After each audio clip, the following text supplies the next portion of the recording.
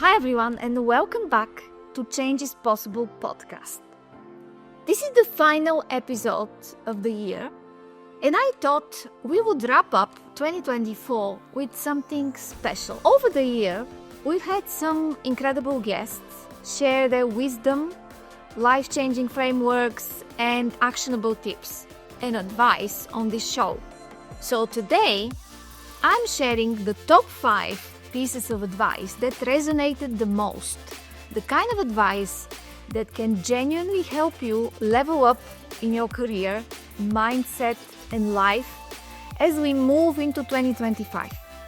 Let's get into it. We start with Ethan Evans, former VP of Amazon, where he pioneered key initiatives like Prime Video and the Amazon App Store. In this next clip, he shares what it takes to thrive in high-pressure environment like Amazon and why he ultimately decided to leave. How people grow in such a culture, get promoted, what's the process, any takeaways for the listeners? Amazon is very hard driving, and the fundamental way to get promoted was to create a business impact. What does that mean? To be able to generate new revenue or growth. It is and certainly was a very growth and profit oriented company. And so to be promoted, you had to stand out as someone who could invent something new, or someone who could optimize an existing product to get a lot more users, or who could optimize costs. In a technology basis, you had to be able to create a new system that could scale to these millions of users. And that's the story of AWS. And then the other part of promotion is always relationships and interpersonal skill. You can't promote someone that drives away their team members or who works their team members to where they quit. In Amazon, that was often described with the phrase leaving bodies in the wake, which meant the ship was moving, you were throwing dead people overboard as you worked them to death. That would eventually catch up to you. To get promoted though, I teach a lot about this. Promotion is really showing that you're capable at the next level and building the relationships to where the leaders above you trust you to take on the next challenge. Because if I don't trust you, then I can't have you in that role, because then I have to watch you all the time and be careful that you won't make a mistake or you won't make a decision I disagree with. So that's the trust piece. So you worked in such a giant as Amazon, and then you decided to leave. When was this moment? What happened? Why did you decide it? Yeah, it's a good question. So I think there were a couple moments that led to it. The first moment was I was promoted to vice president. I had this large team of 800 people. I'd been working very hard. I've been at Amazon 8 years. And I asked myself, okay, what's next? And Amazon at that time had about 12 what they called senior vice presidents. And I was newly promoted as one of about 300 vice presidents because, as we just discussed, the company was so enormous. So I asked myself a couple things. First, I looked at my 300 peers, many of whom I knew, and I asked myself honestly, how good am I relative to these people? And there were some people I could point to and say, I'm more skilled than she is. I'm harder working than he is. But there were also some people I could look up to and say, that person's really good and I'm not as technical or I'm not as inventive. At that time, there tended to be one new senior vice president maybe every other year. And so I asked myself, if there's one seat every other year and I'm somewhere in the middle of the 300, how does this work out? And so I realized I probably was either not going to ever achieve the senior vice president level or not for many, many years. And I asked myself, is that what I want? Do I want 10 more years of chasing a promotion? And I didn't. So that was point one. Point two is very pragmatic. I was making good money, and probably all of us have a notion of how much money we'd like to have to feel secure in retirement. And so I drew a graph and did all the, the plotting and spreadsheet. And so that gave me sort of an amount of time. And then I, though, had to ask, what else would I want to do? And I mentioned earlier that as my team grew, I found myself doing more and more coaching and teaching, and I loved that. And so I wanted to stick to it. I wanted to keep coaching and keep teaching. So the third piece was, once I had the money, I had decided I would go out on my own and start teaching others. And that's what I did. And in the process, so you said that you were 8 years in Amazon and then you decided. And you stayed another almost 7 years. That's a good preparation period. Were you afraid to do the step? Or when was the moment when you say, okay, now I'm leaving now, because it's like 7 years? It took me a year or so to realize that I didn't want to pursue the current career path. Then when I looked at how much money I'd need, it looked like maybe 4 more years, something like that. And I'm watching one of my friends go through this right now.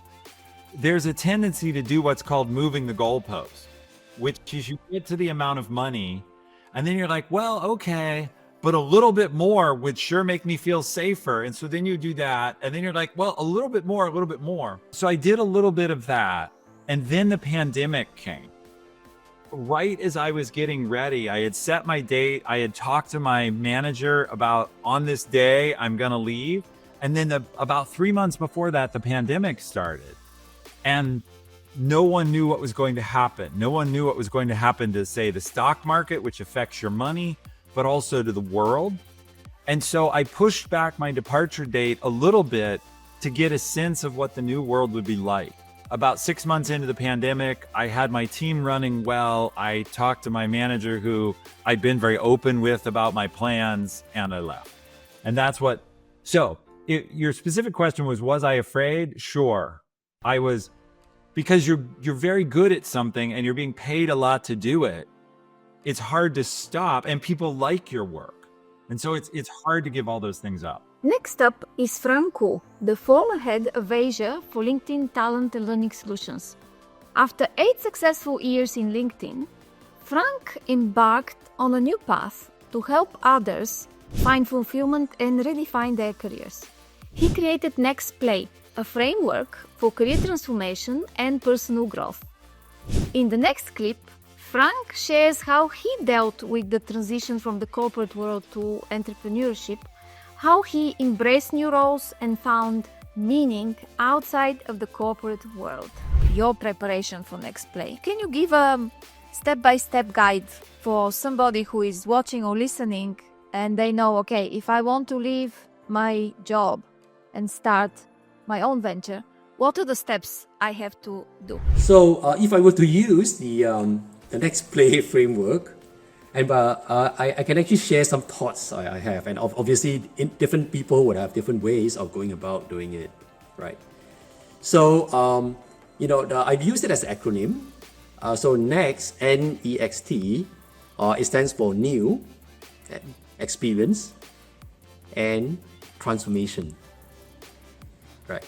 And this helps to set the context, right? To help people prepare their mind. So for instance, if I were in a position where, okay, I think that I want to do something that I find meaning in, right? That I'm engaged in and passionate about. So first of all, I need to establish what's the new me, right? And before that, obviously, you need to look at what is the current me, right? What are the aspirations I have, the talents that I'm having up to now, the likes and dislikes, right? And my value system, and how would it be different from the new me, right? Or how I can align this with the new me, right? And I can think about the experience that I want to get along the way, as well as the transformation that I need to undertake to get to the new me, right? So this sets the context, right? And once you do that, then you can then go to the play, right? And play, to me, establishes the methodology for people to really think through. So P stands for plan, right? You need to plan.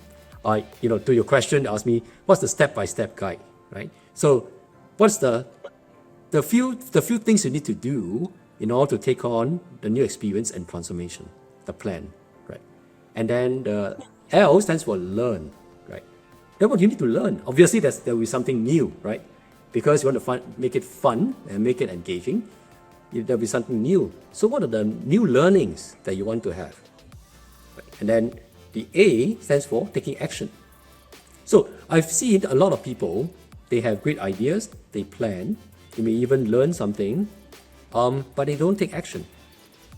Now, taking action really talks about the experimentation that you want to have. So for instance, if let's say you are holding on to an existing full-time role, you can take some action in terms of volunteering in a project group, volunteering in an external organization, volunteering in doing something that you're passionate about, right? And such experiments provides you with an opportunity to try out what your next engagement can be, but without the necessary obligation for you to do it full time. Right? And then once you do this, the plan, learn, and action, you can iterate again and go back to planning.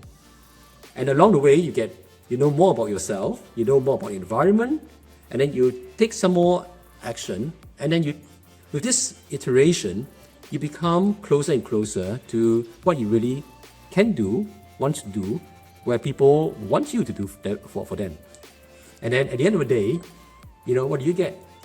Yay! The why. And that stands for joy, right? Yeah. So kind of like I'll say that, if you think about this, just use a framework and think about it. Hopefully it can get you somewhere, right? To do things that you love to do. The title we have is like a crown that's given by the company, right? When we leave the company, the crown will be taken away from us and we'll be totally exposed. So be ready for that. Right? Till now, you were out there as the head of LinkedIn for Asia, right? And you have your card and it's written and you have this big name, amazing name behind you. And now you go out and there is no name. It's only you, right? And it's a new name, NextPlay, who nobody knows about. So how did you come to terms with that? Because it is a big change, right? Yeah. Annie, that is the $1 billion question. Many of the people have been asking me about this, right? So, I thought back and, I was thinking about, as we were working, right? And, you've been the COO of Citicorp before, right? It was a big title, after a big name as well, right? So then the question is, how do we identify ourselves? Do we identify ourselves as the title we're holding, with the company we're working for, or do we identify ourselves in some other areas, right? And secondly, how do we define our self-worth? Is it fully about, the work that we do, or are there something else? So, having thought through this, I have actively pursued identity outside of title, outside of the company, even though LinkedIn is like you say, a good brand and they've been doing great things. I identify myself as a coach to someone, a speaker on a certain topic, right? And maybe a dad to my son, and so forth. So I begin to have different identities, and I established my self-worth based on some of those things that I was engaging in, which I was passionate about in supporting. And over time, I realized that, it doesn't really matter whether you are a head of a big company or whether you are an individual contributor in a new organization, which is a one-man shop that you're running, right? Now, I must also say that I've also been fortunate enough to establish a network, right, on both on LinkedIn as well as offline. Right? And in fact, I think I got to know you during COVID when we actually were connected on LinkedIn, and then we had a couple of conversations, even though we are different parts of the world, right?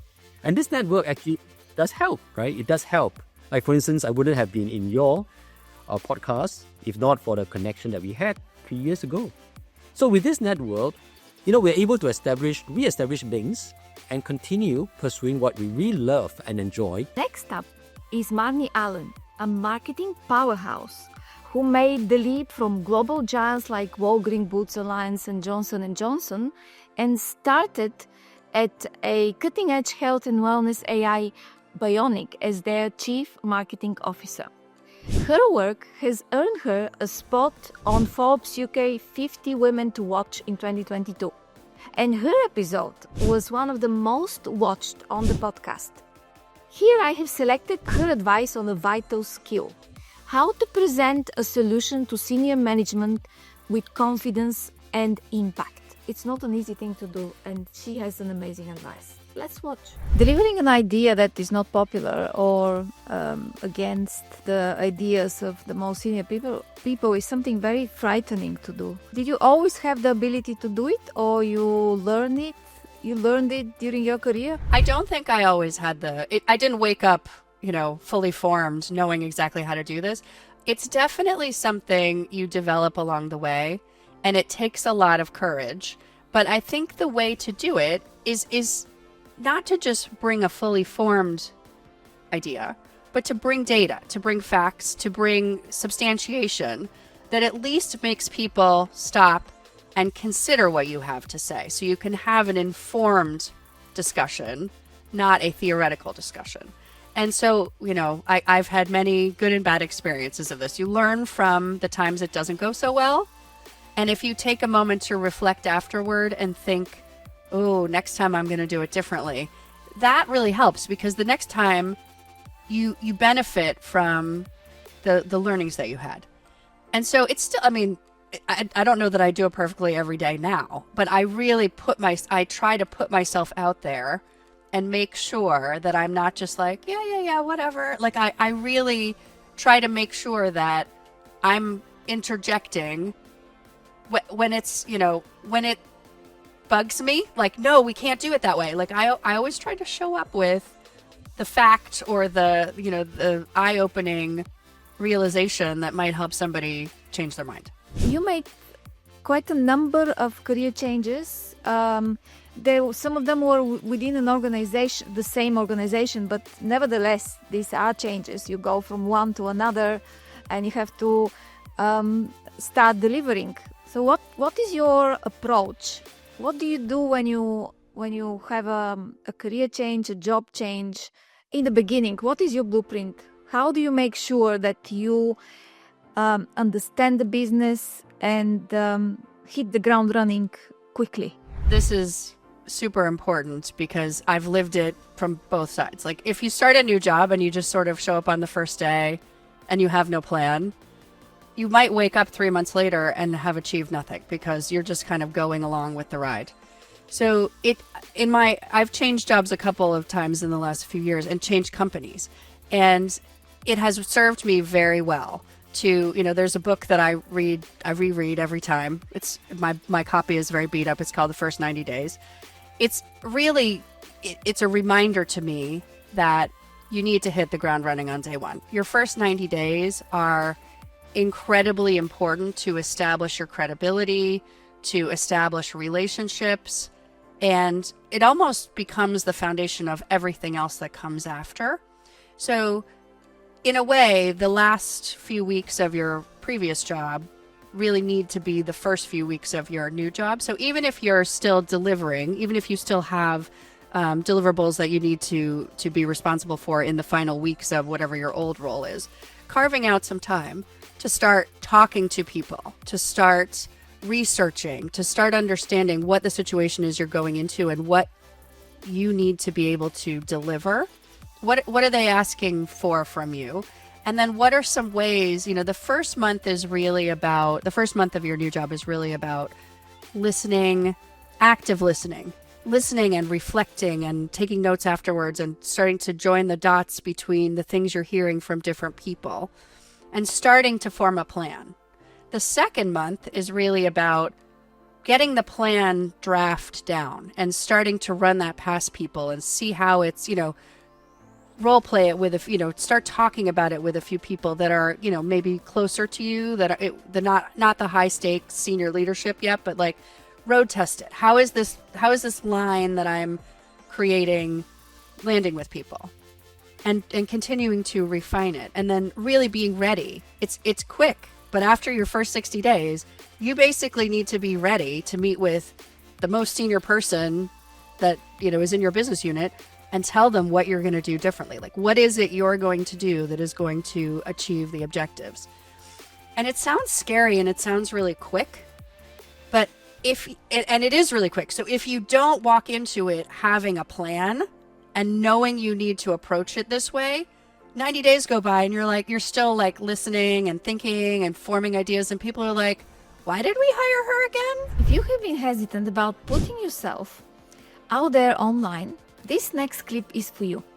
Despite challenging upbringing and personal struggles, Leah Turner embraced her true self, her tattoos, ADHD and all, to transform what some might see as disadvantages into her greatest assets. She is one of the LinkedIn most recognizable faces, and in the next clip, she's going to talk about how she started on LinkedIn, and she's going to share how to build a personal brand. Many people struggle with the idea of personal brand, putting themselves out there. What is your advice for them? I think people, when you say personal brand, people mistake it to mean it has to be deeply personal, and that's not the case. I always say to people, it's about exposure, not feeling exposed. You're not there to tell everybody your deepest, darkest secrets. And I know that there are people that do share a lot of very personal things, and I've definitely shared things that people would consider to be very personal over the years. But that's depending on what you're comfortable with. When you're building a personal brand, it's just allowing people to know the human behind the business, not just about the business, because it helps people to connect with you on a more deep level. When I'm delivering trainings in companies, I say to people, like, imagine if I stand up the front here and I say 10 facts about myself. I love to travel. My favorite food is spicy food. Like, I love spicy food. I'm a massive dog lover, and I'm a vegetarian, and I list off a load of facts about myself. Most people in the room will find one thing about me that they have in common with me. And now that's going to position me in their brain more prominently than somebody else that does what I do that hasn't connected that way, because we know ourselves so well. And when we connect a new thing with something we're really familiar with, it will help us to remember the new thing better. Like, psychologically speaking, that is how we create memories more powerfully and easier. So when you find something in common with a person or a brand, you're more likely to remember it. So every time you talk about something relating to who you are or what you think about something, your opinions, experiences, likes, dislikes, you're creating these invisible threads with people. And the more invisible threads you have with each of those people in your network, the higher the chance that they're going to bring your name up when an opportunity that relates to you comes up, whether that's with themselves or with somebody that they know. Do you know someone who does that? And it's creating those invisible strings. But that doesn't have to be, I'm going to share every detail about my children. It could just be talking about the fact that you're a parent. That could be it. Or, maybe you're talking about the fact that you started your parenting life later on in life, and people connect with that. It doesn't have to be every detail about being a parent and photos of your children. It can just be the fact that you are a mum or a dad, or whatever your parenting situation is. So people just mistake it. They take it too deep and they go, I don't want to say every personal detail about myself. I'm not asking for your medical history. I'm just asking, just dig a little bit and tell me a little bit about who you are. Maybe you love to play golf, but I don't need to have 10 photos of you playing golf every week. So that's it. Basically, like, when you're creating a personal brand, it doesn't have to be super personal. It just has to be personal enough to create connection. I remember that it was a big moment for you, a big crisis moment for you, which which transformed everything, and you started LinkedIn then. Am I right? Yeah, you are. So 2019, I had a 4-year-old son, and he was going to be starting school the next year. And I was working so many hours, and it was really hard with a toddler at home because transcription takes a lot of like, you need a lot of quiet time because you're working with your headphones on, you're listening to every single word and typing sometimes really complicated subject matters. So it was just too hard to focus on it all while I've got a 4-year-old at home, especially now knowing I had ADHD. No wonder I struggled to focus for long periods with it. So I went onto LinkedIn because I wanted to get some bigger clients, because I had lots and lots of clients sending me lots of small jobs, which took so much of my time to do lots of small jobs. I just wanted to sink my teeth into bigger jobs that paid better. So I started using LinkedIn reluctantly because it was the only idea I had for free marketing. And I hated it, but I thought, I don't really have a choice. So I started posting content on LinkedIn. And quite quickly got a lot of followers, but more importantly, a lot of business. And suddenly I had 5 freelancers working for me, taking on some of the transcription to keep up with demand. I'd had like 100 or more clients within the first sort of 4 or 5 months of posting on LinkedIn. And that was all going really, really well. I still wasn't earning much, but it was going really well, and I had a great reputation.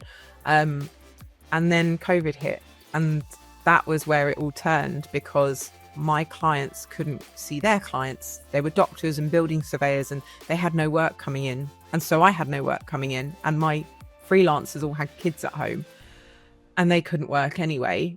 So I had grown a really big following on LinkedIn by then, and like nearly 30,000 people in the first 6 months, I think it was.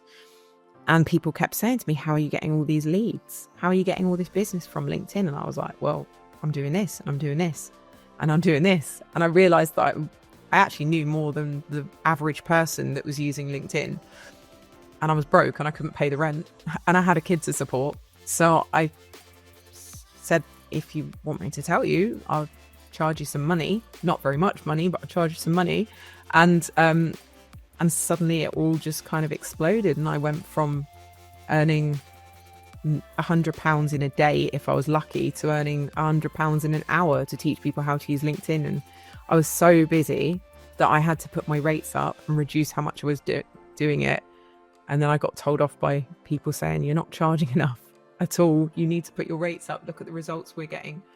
And it all, spiraled from there. Next up is Rajesh Mehta.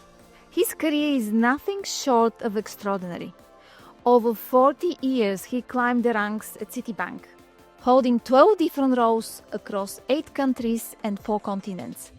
Rajesh knows what it takes to transition from mid-level roles to leadership, and his advice is absolutely practical and timeless. In this clip, he breaks down the skills, mindset, and experiences you need to become a leader who truly makes an impact. You have been in senior leadership positions almost all your life, right? So in your experience, how does one transition into a leadership position? This is one of the questions that a lot of people at mid-level, even starting in banking, they ask this question: how does one become a leader? I think the right place to start is the foundation, right? And I think your foundation has to be a strong value system, integrity, empathy, and the willingness to put in effort. No one's born a banker. I think in the early stages of one's career, one has to focus on knowledge and skills. Think of it as the hardware on top of which you're going to build the leadership operating system. But without basic hardware, no operating system can operate. I think as one gets into the middle stages of one's career, you move beyond the knowledge and the hard skills into things which I would call competencies. how to deal with people, how to deal with challenge, how to deal with difficult situations and difficult people, how to deal with adversity. Those are competencies. They're very important as you grow into leadership, but they're also transportable to other industries. The second thing is visibilities. And in the middle market level, I've seen too many people grab the promotion rather than range.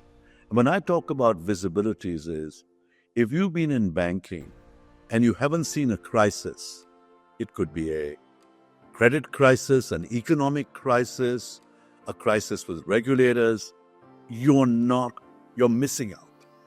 So I think it's very important at the middle stage, once you've got the hard skills, to get these visibilities and exposures.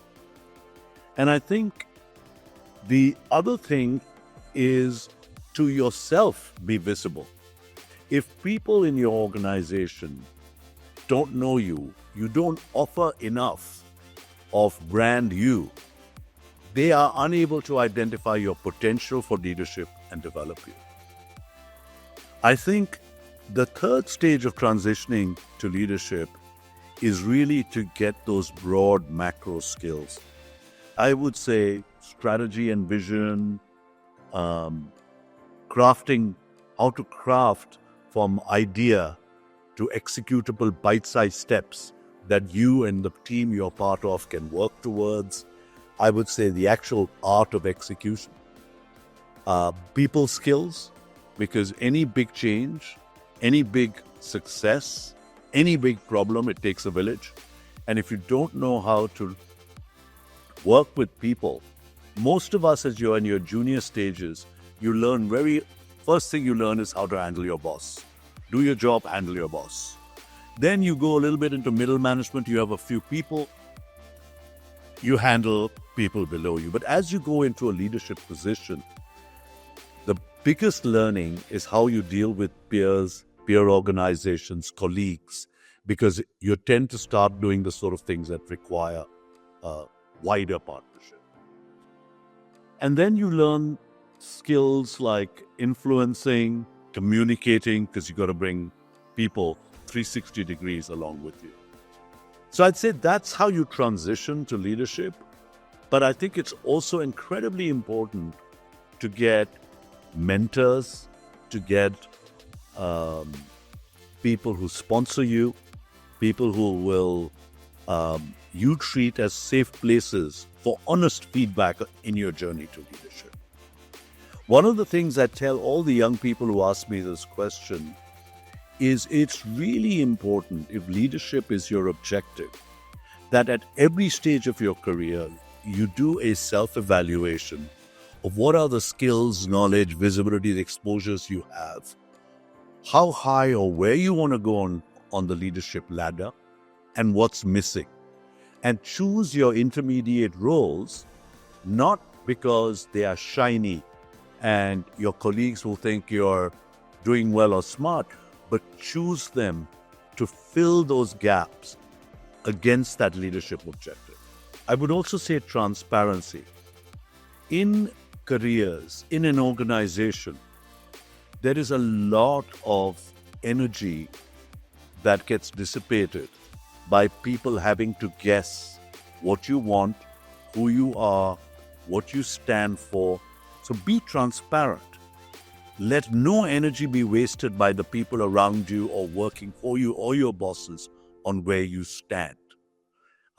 It is not something that comes easily, but to be transparent, I think, is really important because it allows you the time to focus and the people around you to focus on the right things. To transparency, because what you think is what you say, and what you say is what you do. But sometimes leaders are not transparent, and people in general are not transparent because they don't want to feel vulnerable. As you said, if I'm transparent and everybody knows what I think, well, everybody can use it against me. How do you deal with that?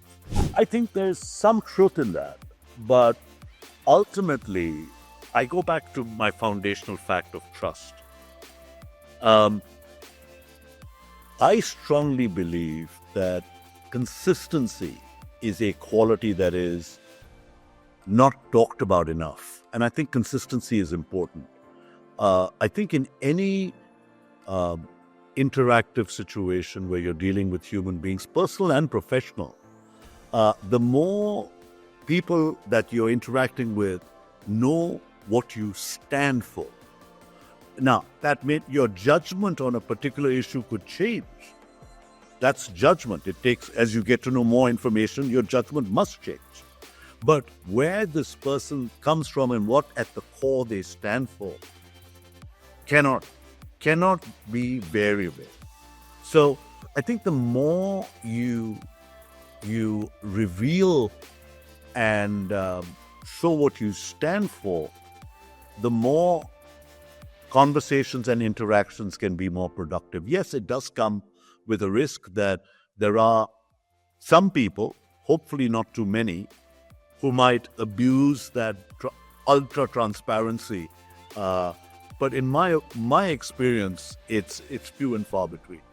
So that is not a reason, given all the upside on transparency and consistency, to sacrifice that, in my view and experience.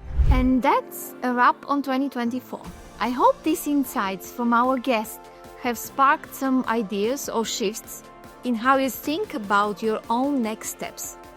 If any of this resonated with you, I'd love to hear from you. Shoot me a message or share this episode with anyone or someone who might benefit. Thank you so much for being part of this journey, for listening, watching, and for continuing to support the podcast. Have a fantastic end to the year, and I'll see you in 2025 with even more amazing conversations to help you live your best life. Take care and see you in the next year.